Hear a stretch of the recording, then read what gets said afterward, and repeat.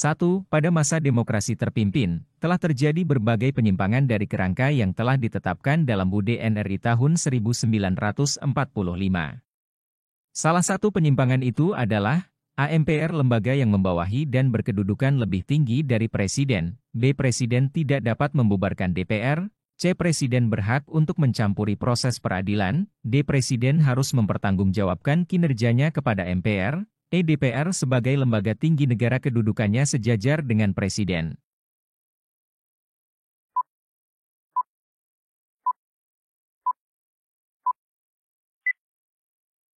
Jawaban yang benar adalah C.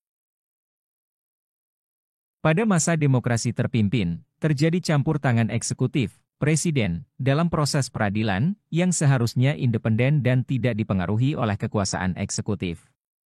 Hal ini melanggar prinsip-prinsip demokrasi dan kebebasan peradilan, yang seharusnya dijaga sesuai dengan UUD NRI tahun 1945. 2. Dalam pemerintahan parlementer pada masa negara Republik Indonesia Serikat berlangsung selama A. 4 bulan, B. 8 bulan, C. 9 bulan, D. 10 bulan, E. 11 bulan.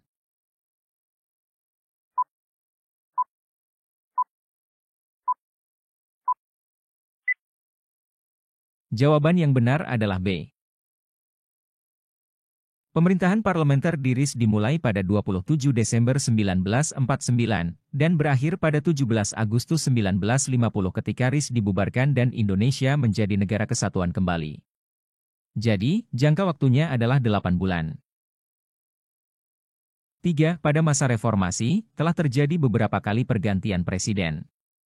Presiden Joko Widodo yang memegang kekuasaan sebagai kepala negara dan kepala pemerintahan saat ini adalah Presiden ke A3, B4, C5, D6, E7.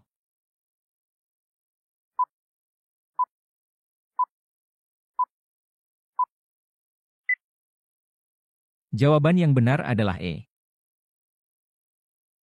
Insinyur Haji Joko Widodo adalah Presiden ke-7 Republik Indonesia yang mulai menjabat sejak 20 Oktober 2014.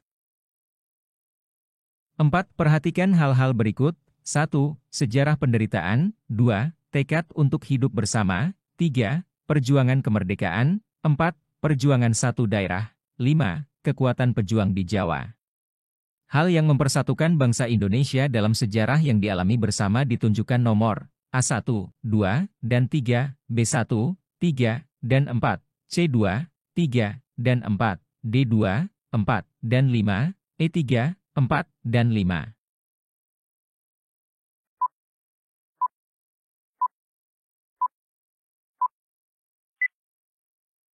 Jawaban yang benar adalah B.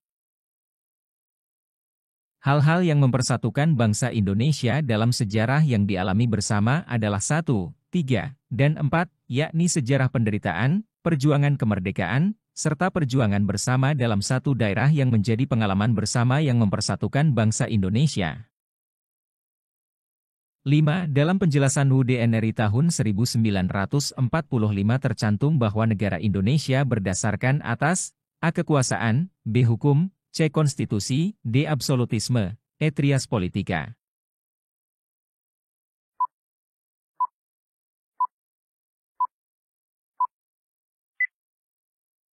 Jawaban yang benar adalah B. Dalam penjelasan UUD 1945, tercantum bahwa negara Indonesia berdasarkan atas hukum. Hal ini ditandai dengan salah satu asas bahwa semua perbuatan atau tindakan seseorang, baik individu atau kelompok, rakyat maupun pemerintah harus didasarkan pada ketentuan hukum dan peraturan perundang-undangan yang berlaku. 6. Penanggung jawab pemerintahan di Indonesia ketika dikeluarkan Maklumat Presiden tanggal 14 November 1945, berada pada A. Presiden, B. MPR, C. Perdana Menteri, D. DPR, E. Gubernur Jenderal.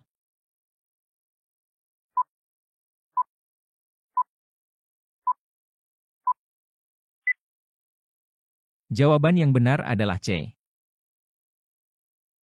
Pada masa itu, Indonesia mengadopsi sistem parlementer di mana kepala pemerintahan adalah Perdana Menteri yang dipilih dari anggota parlemen. 7. Sistem pemerintahan yang berlaku pada masa Republik Indonesia Serikat adalah A. Presiden, B. Parlementer, C. Liberal, D. Komunis, E. Demokrasi liberal.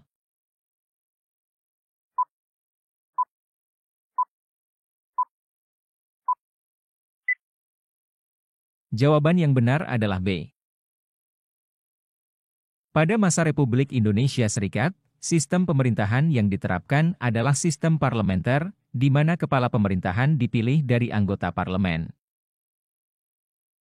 8. Berdasarkan perjanjian konferensi meja bundar, sejak 27 Desember 1949, NKRI berubah menjadi negara, A. Serikat, B. Monarki, C. Merdeka, D. Berdaulat, E. Bagian Belanda.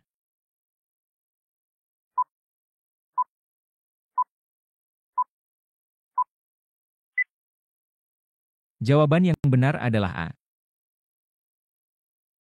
Setelah perjanjian tersebut, Indonesia menjadi bagian dari Republik Indonesia Serikat sebagai salah satu negara bagian di dalamnya. 9. Setelah masa Orde Baru berakhir dan beralih ke masa reformasi, rakyat Indonesia memiliki kebebasan untuk melaksanakan kedaulatannya secara langsung yaitu, A. Memiliki kebebasan berpendapat, B. Memiliki hak untuk menjadi kepala daerah, C. Bebas untuk melakukan kegiatan keagamaan, D. Memilih presiden dan wakilnya dalam pemilu, E. Bebas membentuk partai politik.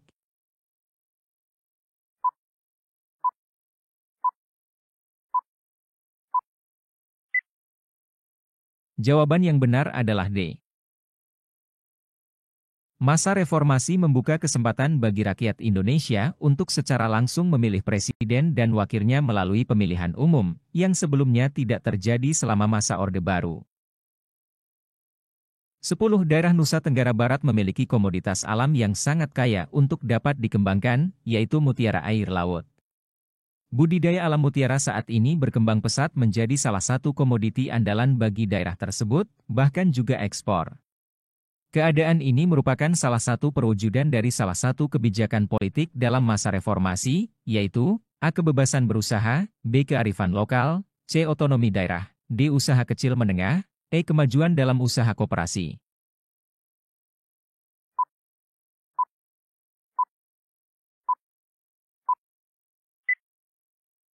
Jawaban yang benar adalah A.